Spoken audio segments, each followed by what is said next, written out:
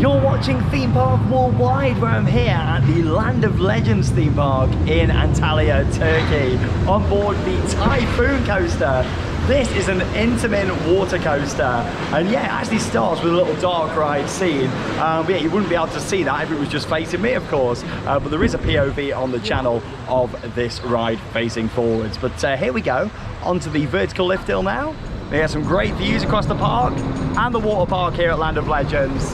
Going up to a height of around 141 feet. Look at this.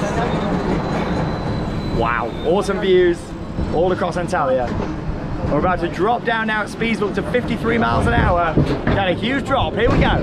Woo! Hey! Woo! Oh! It's really smooth. It gets intense on this helix. Helix, helix. Woo! Oh yeah. Woo! Get ready for the splash, here we go.